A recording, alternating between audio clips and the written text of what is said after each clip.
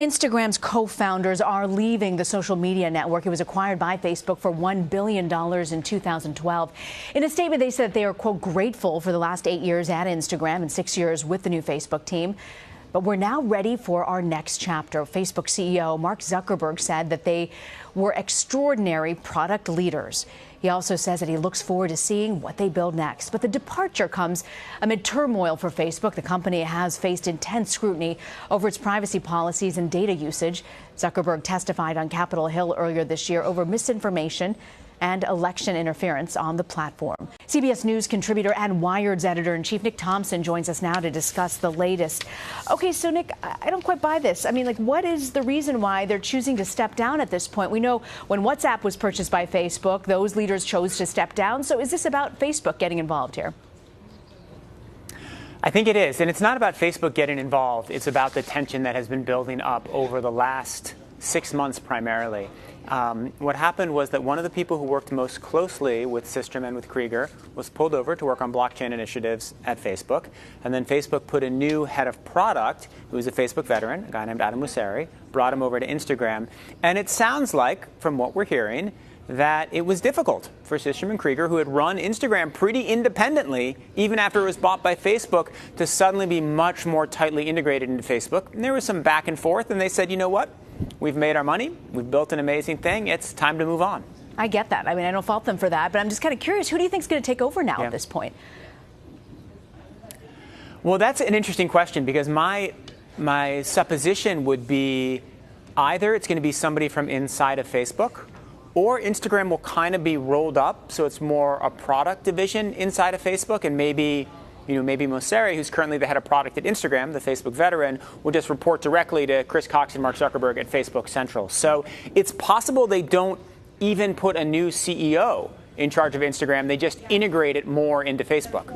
What's the sense of working with Facebook? We know they've paid billions of dollars for WhatsApp, Instagram. What is the sense of other companies when you get bought out by Facebook? Do they not want to work with Facebook? What's their sense in the tech world?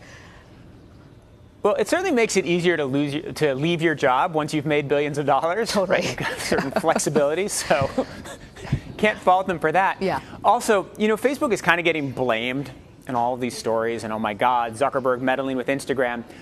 But on the other hand, Facebook turned Instagram into a business, right? When Facebook bought Instagram, Instagram was a product, right? They had no advertising, they had no revenue. Facebook strapped their entire back end and all their infrastructure onto Instagram and made it an incredibly profitable thing. So Facebook did a lot for Instagram, and Instagram knows that. On the other hand, the people who ran Instagram were kind of artists. People who run Facebook are kind of capitalists, and you get some clashes when those people get together. Yeah. Any sense of what Systrom and Krieger may want to do next? I am pretty confident that what Kevin Systrom will do next is ride his bicycle for about 3 months. After that. He's a big biker, huh? Check his Instagram feed. It's basically all bike photos. I think he's going to go on the bike, and then he'll either start something new with Mike, or he'll go become CEO of another company. I think it's classy, and I think it speaks well of both of them that they did this together, and that you didn't have any of those clashes you sometimes see of two founders. That was, I thought, an impressive move. That's what a great point, to see that actually happen. I'm just curious, though, what do you think this means for the future of Instagram in general? I think Instagram becomes more and more like Facebook. I think more of Facebook's ad products get put into Instagram. I think that you see all the things that are built for it. Instead of, for 6 years, they've kind of run as two separate companies. Well, it will all be tested. It will all be studied. And Facebook usually gets these things mostly right. It is, look, one of the things that I'm curious, and I haven't seen any reporting on this, and I haven't talked to anybody about Instagram. This all broke too soon. Instagram just launched a shopping, a shopping vertical, which seems so counter to what Systrom and Krieger really wanted Instagram to be for. That seems like a Facebook idea. And I wonder if you're going to have more Facebook business things, Facebook stuff put on side of Instagram. Remember, Facebook is like super cluttered, all kinds of millions of things going on, all of which are being tested all the time. Instagram has been always very pure. So I would imagine Instagram will have a lot more business going on, and we'll just have a lot more stuff happening. And back to your original question, which is an excellent one. Is that what users want? I don't know. But I'm pretty sure that Facebook will run every test in the world to make sure they're not alienating people. It's so fascinating that you say that, because I do feel like Instagram is so pure in that sense. And whenever there's ads that I get on my Instagram feed, it's like directly targeted to what I'm interested in a way that I've never on any other platform experienced before. I don't know. They're very clickable. I'm curious to see what happens. But I do want to ask you before you go, Nick, about sort of this data usage and misinformation with Facebook on the platform, and especially with election interference. How big of a blow is the departure in light of, what we expect them to sort of try and recover at this point? Is this sort of the cloud that's looming over Facebook at this point still?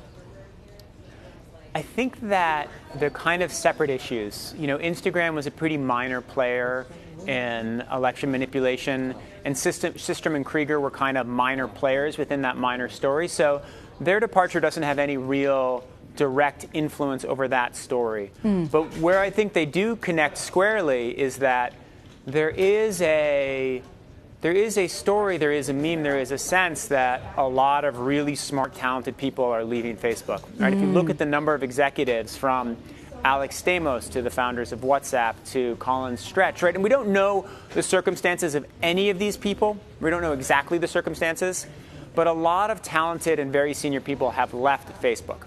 And the question is whether they've kind of been pushed out, Facebook wants new blood, wants a fresh start, or whether there's a growing sense that Facebook is a tough place to work right now because it's not making the right decisions. It doesn't have the same reputation it once had. So to the original question, I think that Systrom and Krieger's departure is definitely a blow for the company.